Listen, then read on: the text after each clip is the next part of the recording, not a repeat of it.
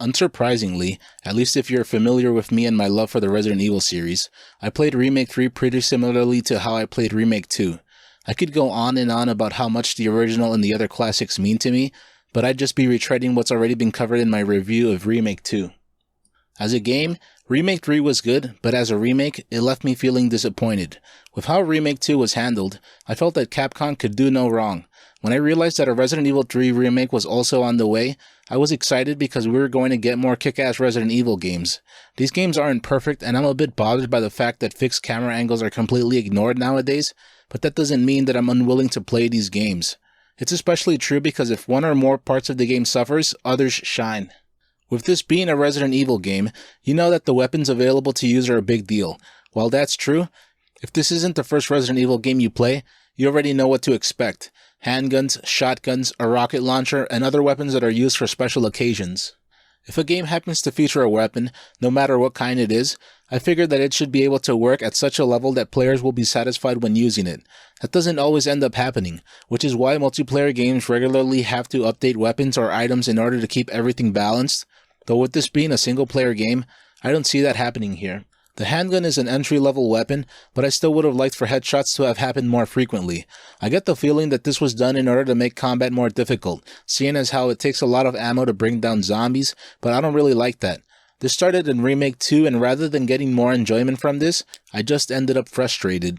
I'm sure that I probably sound like a broken record continuously saying it's not Remake 1, but I keep referring to that game because of how well made it is. In Remake 1, headshots with handguns were possible.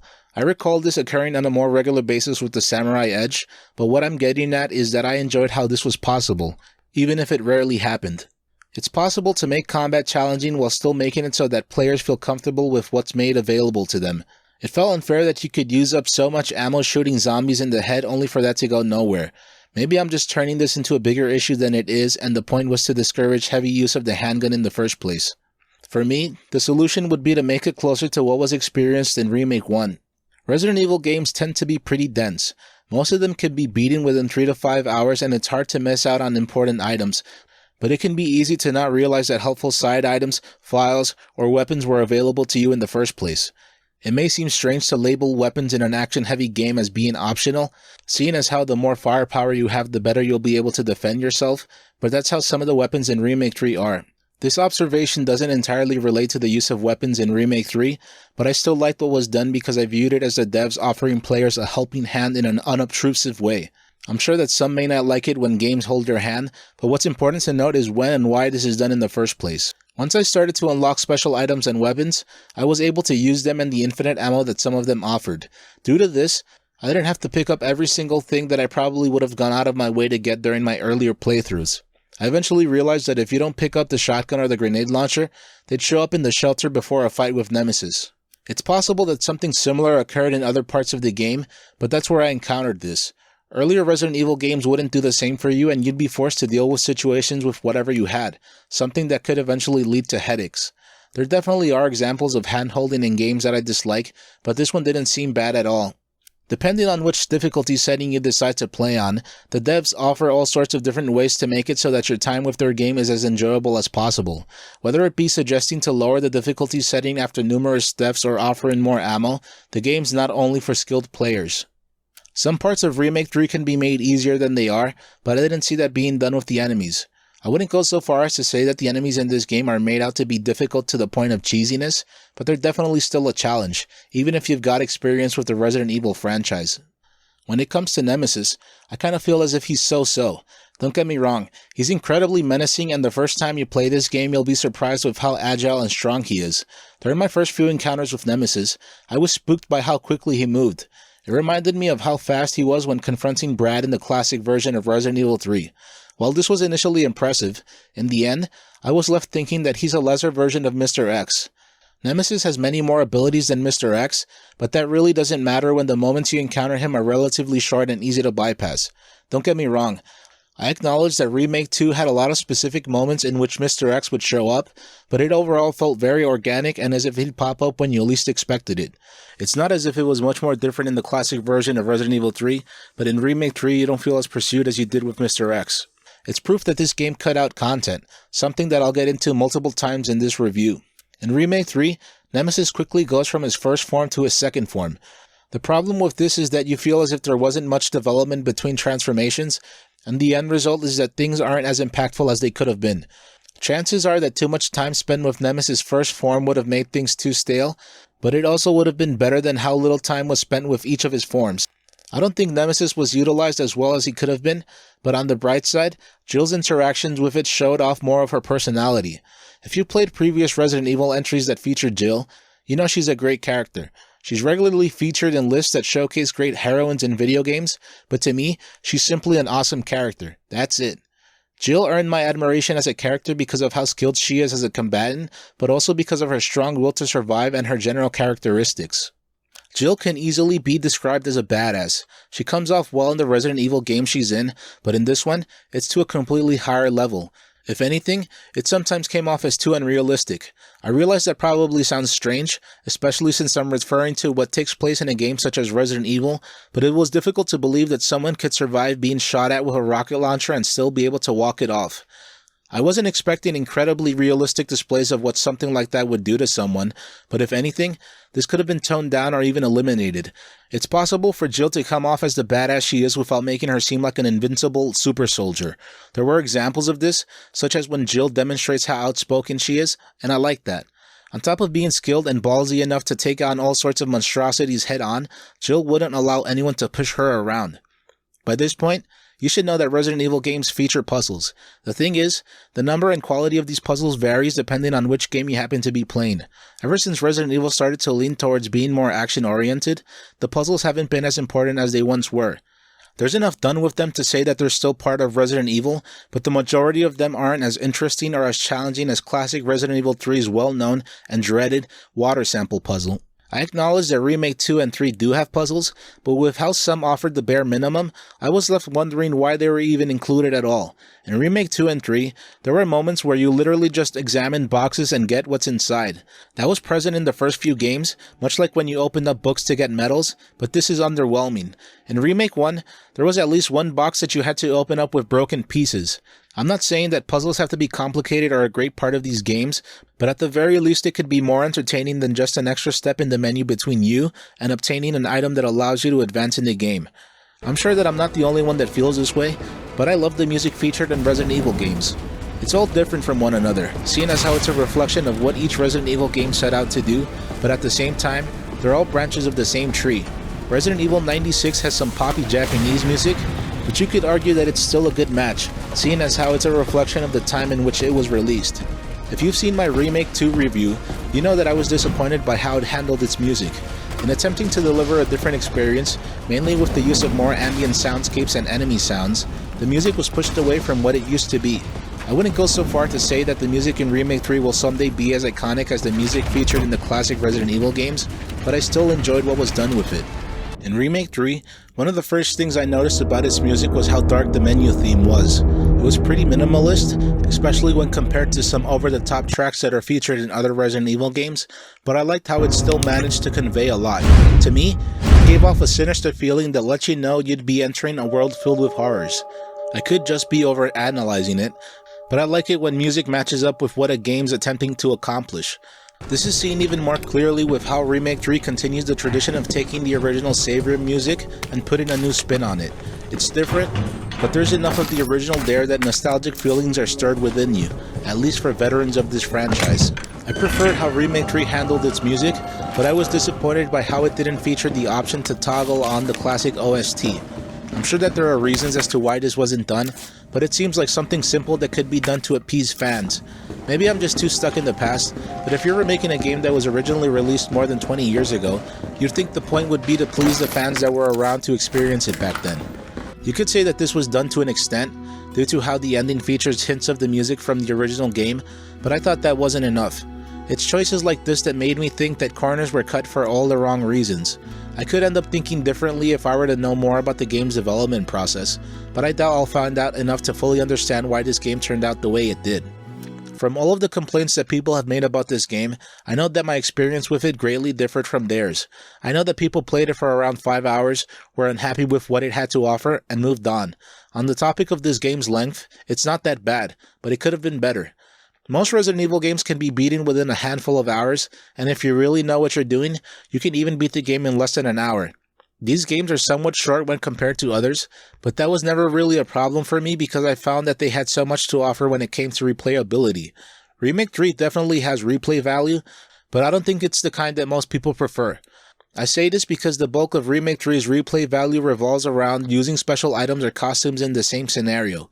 The thing is, it's difficult to pinpoint what large numbers of people want. It's kind of how the Resident Evil community split between first-person view, fixed camera angles, or over-the-shoulder perspective.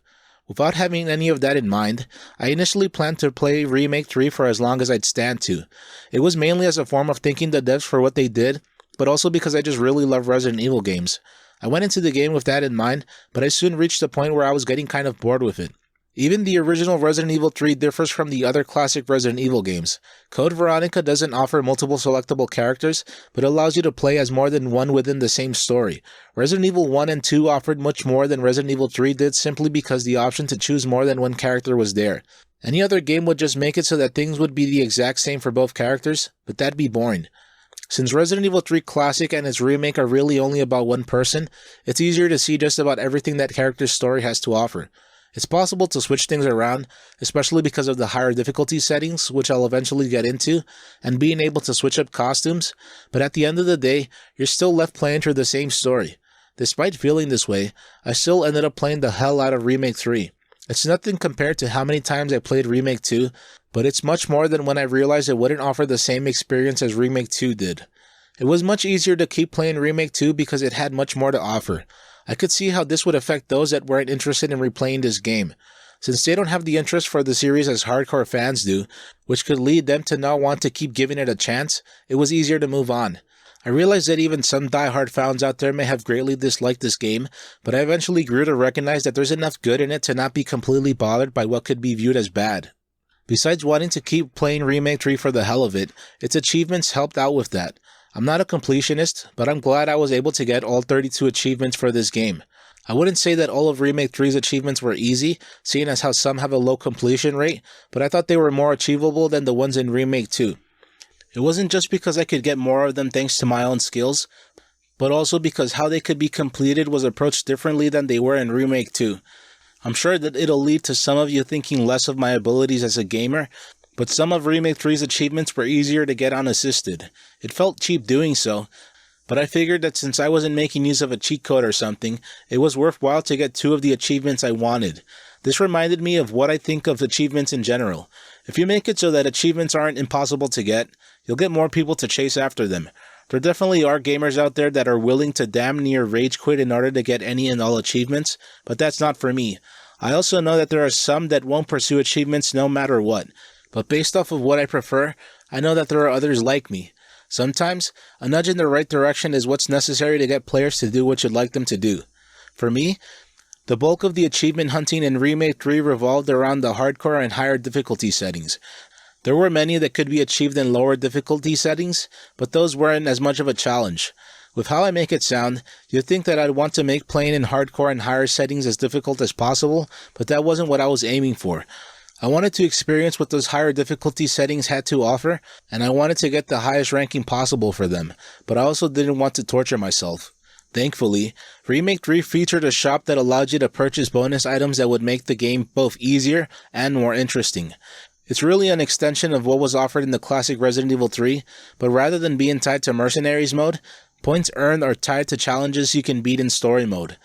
Once I realized what was possible with the shop's items and what I needed to be able to afford what I wanted, I replayed Remake 3 multiple times. Just about every time I played through this game, I had a specific goal in mind, and I guess you could say that playing for more points counts as a reason, but I really didn't alter much to prevent myself from being bored. The goal I had in mind was enough to keep me occupied. It took me more playthroughs than I expected, but once I started to rack up enough points to unlock the top tier weapons, I knew I'd be able to beat the game's highest difficulty settings. I'm sure many people won't really care, but it's still something that's on my mind. I eventually managed to beat Remake 3 at its highest difficulty setting, and yet I felt as if I cheated to be able to do that. I recognize that the game allows you to use the infinite ammo weapons and the other shop items to make things easier, but it's still surprising that this was allowed. If I remember correctly, you couldn't use weapons with infinite ammo if you were trying to get an S+ rank in Remake 2. I know some people had this in mind by beating Nightmare and Inferno without any of the shop's items. I wouldn't be surprised if some out there will view all of this as another reason as to why Remake 3 is a lesser game than Remake 2. Honestly, I'm not really sure how I feel about it. On one hand, I'm glad that I was able to comfortably get the highest rank while playing the game on Nightmare and Inferno, but on the other hand, it's not the same as what others managed to accomplish. It's both surprising and unsurprising to see what some players are capable of doing with Remake 3. If you search here on YouTube, you'll find all sorts of different ways that people approach playing it. The no damage and knife only runs are impressive, but seeing as how I was attempting to beat the game as quickly as possible to satisfy the S ranking requirements, I spent more time watching speedrunning videos. Even before I knew that speedrunning was a thing, I used to try to give it a try for the fun of it. Back in the 90s and early aughts, I had to get the most out of each game I managed to buy, so thinking of new ways to play it was key to getting more out of it than I already did. At one point I used to be proud of myself for being able to get to the guardhouse in Resident Evil 1 in less than 30 minutes. I now realize that some out there are much better than I was, but seeing as how I was a kid, I wasn't too methodical when it came to figuring out the best way to get a great runtime. I mention all of this because even if I'm familiar with speedrunning, I know that attempting to play a game under a strict time requirement is a hassle for me.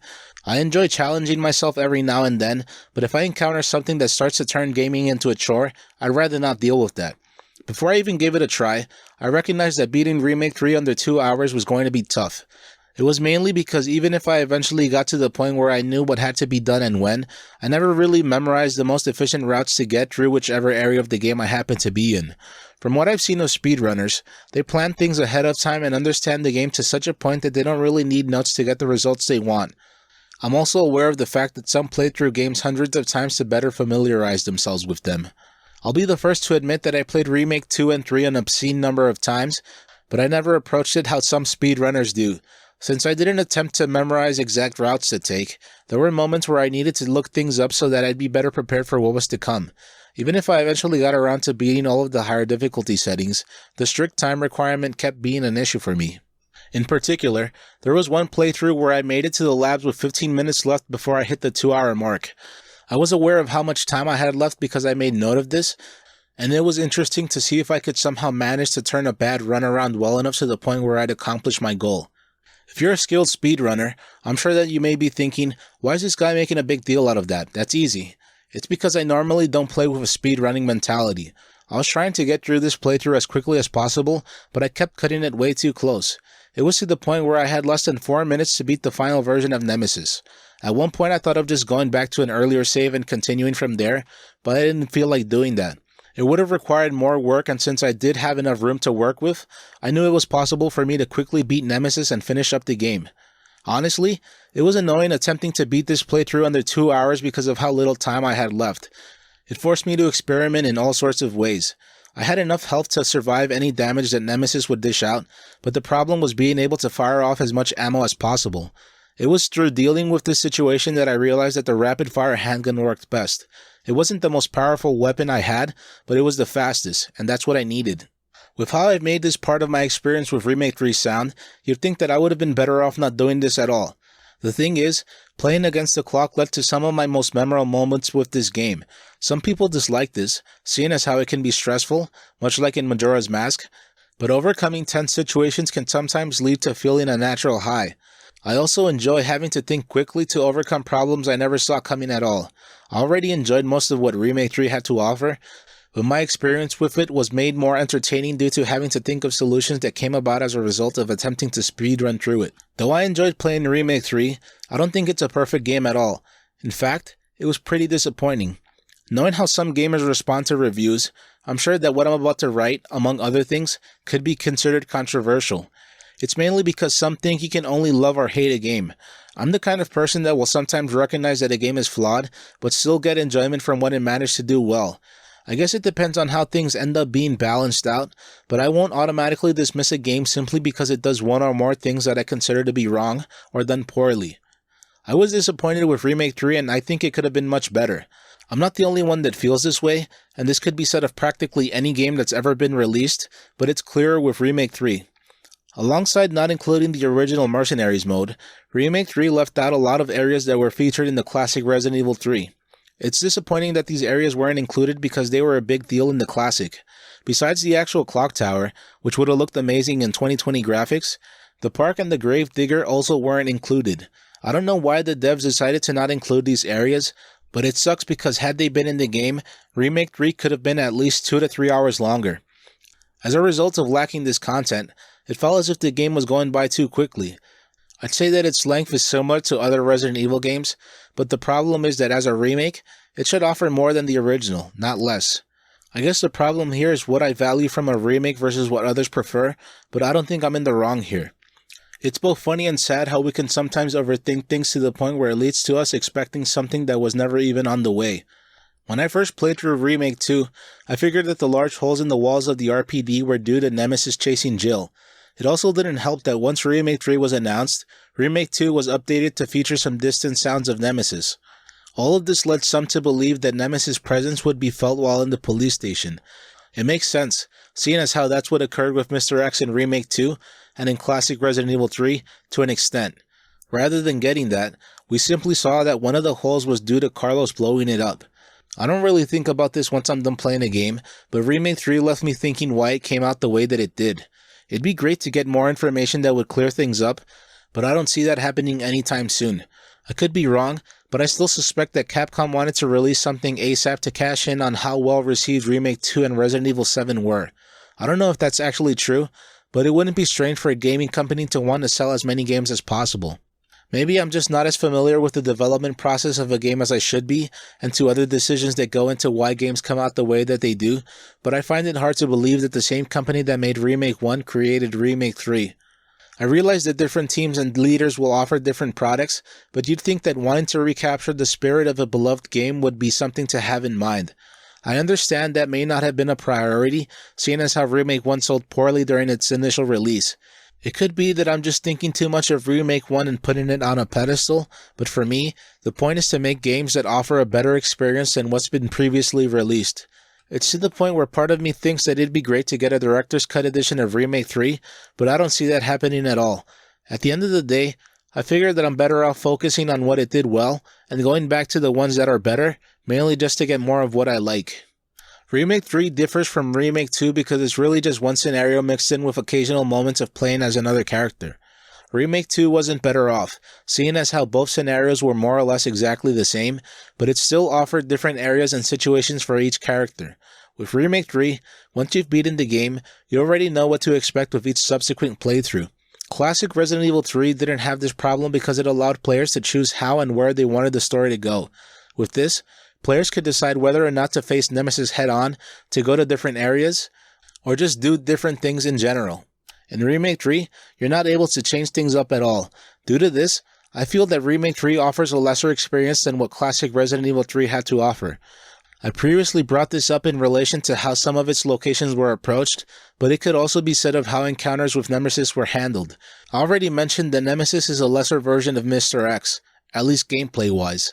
It would have been great for Nemesis to truly be able to pursue you at random, but it didn't even have to be as intricate as this to leave me happy with how Nemesis was handled. Much like with the clock tower and other parts of the game that were cut, I wasn't happy to realize that the fight with Nemesis on the train was skipped over. It's a 5 to 10 minute fight in the classic Resident Evil 3, but my point is that it could have been much more in Remake 3. This, along with other examples, led me to believe that the point was to get Remake 3 out for sale ASAP. I know how strange it comes off to have a lot to say about a game's perceived flaws while also saying that you enjoyed it. I've already mentioned this and I'm saying it again because even with all of its flaws, I still consider Remake 3 to be a special game. A while back, someone commented on the first review I wrote for this game. One of the things that they said was how they thought it was strange that I had so many problems with it, but still recommended it. I'm sure that some of you may feel the same way, but what can I say? That's just how I feel about this game and some games in general. If anything, it may also have to do with the fact that I feel as if I'm too biased when it comes to Resident Evil games. I don't blindly love all of them, but I'll give them more of a chance than I'd give other games because I have such fond memories with this franchise as a whole. When it comes to games and other forms of entertainment in general, more emotions besides love and hate can be used to express your thoughts towards something. Duh. If you've seen or read my reviews in the past, you'll know that even if I didn't like a game as much as I thought I would, there's always at least one thing that made me enjoy it. With Remake 3, it wasn't only the good aspects of it, but also the time period in which I played it. I'm sure many of you won't care or you'll think that this shouldn't be brought up in a video game review, but since this affected how I thought of Remake 3, I figured I'd write about this. As I was playing through Remake 3, I knew that it was going to be special because of when and how I played it. Not only would I play it over a lengthy period of time, much like I did with Remake 2, I also played it as the pandemic brought New York City down to its knees. This game helped bring me comfort when I faced very difficult times during spring 2020, and for that, I'll think fondly of it for years to come. I've had to face tough situations in the past, but none as difficult or as long-lasting as what I experienced during that time. A few weeks prior to a stay-at-home policy started to be enforced, I had an idea of what was to come, mainly due to keeping up with what was occurring in China and Italy, but I now realize that I didn't know just how bad things would get. I guess it depends on what you yourself heard of what was to come as a result of the pandemic, but at times I feared apocalyptic levels of chaos. Maybe I was overthinking and being way too much of an alarmist, but seeing as how I've never lived through a situation such as the one I faced then, and still continue to face, to an extent, I didn't know what to think. I personally saw how others were reacting to the news of the pandemic, and that definitely scared me. To avoid stressing myself out too much, for some time I avoided the news, and as a result of that, I felt disconnected from what was going on in the world. While ignoring my smartphone, PC, and TV, the most I had as a way of connecting myself to the rest of New York City was with one of my bedroom windows. At all hours of the day, I heard incessant ambulance sirens. You'd think that the best solution would have been to just block out the noise with music or movies, but I wasn't always in the mood for that. Thankfully, I eventually started to come around and I sought comfort from video games. From reading and hearing about how others approach playing video games, I know that some tend to avoid those that are a reminder of tough situations they're going through or have gone through. For me, that's not a problem. As I've been saying, I went through some pretty difficult times during spring 2020, and yet I stuck to playing Remake 3. You'd think that this would make it so that I wouldn't want to play a game that features a city coming to a horrific end, but that didn't bother me. Every now and then I think of how strange that was, but I guess I was comforted because I was in control of someone that could do something in the face of great adversity. It's one thing to be killing zombies and other monstrosities versus trying to deal with a pandemic, but it still helped me. It's possible that any other game would have kept me occupied like Remake 3 did, but I don't think it would have made as big of an impact. At the time of this writing, it's February 27th, 2021. It's still over 2 months before Resident Evil Village is released. At this point, the Resident Evil franchise is large enough that it has multiple kinds of styles within it. With the multiplayer and Revelations side games, I say that it's definitely possible to release something that's more for the hardcore fans. At the end of the day, I realize that appeasing the larger portions of the audience is what's most important, seeing as how that guarantees more money, but I'd like for Capcom to do something for the fans that want more of their classic Resident Evil games. I'm sure that some of you may say that the upcoming Resident Evil 4 remake and the possible remake of Code Veronica counts towards that, but I'm more interested in what's to come afterwards. I know that Capcom most likely has Resident Evil 9 in development at this very moment and there are more plans, but it'd be nice if more could be done with what the classic games had to offer. With what's been rumored to be going on, it seems as if we'll get a remake of Resident Evil 4 before Code Veronica 1.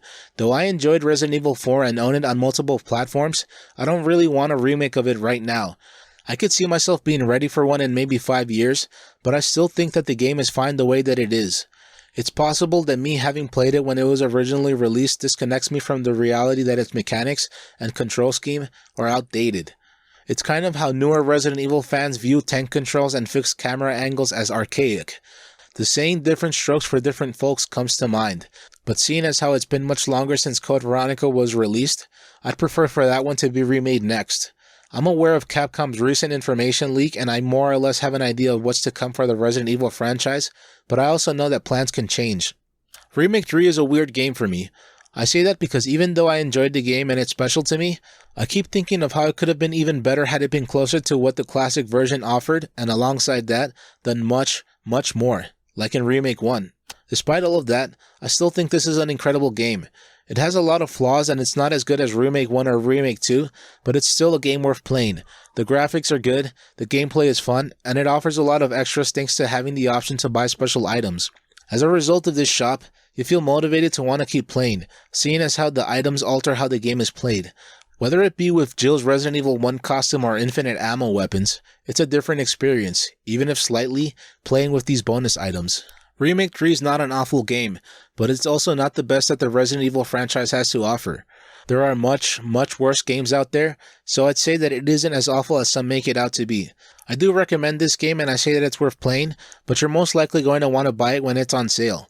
The game has a lot to offer, but if you're not a die-hard Resident Evil fan, chances are you won't find the game as enjoyable. I guess it really depends on what kind of a gamer/person you are. If you're the kind of person that'll hone in on something's negatives and really let them get to you, chances are that you won't like this game. The point isn't to excuse the poor decisions that were made, but to appreciate the game for what it does manage to do well. To sum up, Resident Evil 3 Remake is a game that should have been an A+, but it's really a B+. Maybe my standards are too high, but I just keep thinking about how it doesn't match up with what was offered in Remake 1 and Remake 2. At the same time, I have to admit that it did something right, seeing as how I ended up playing it for nearly 60 hours and will continue to play it further down the line. So, what did you think of Remake 3? Did it offer enough to keep you entertained? Were its flaws too much for you? Besides what I've discussed, was there anything in particular that you disliked?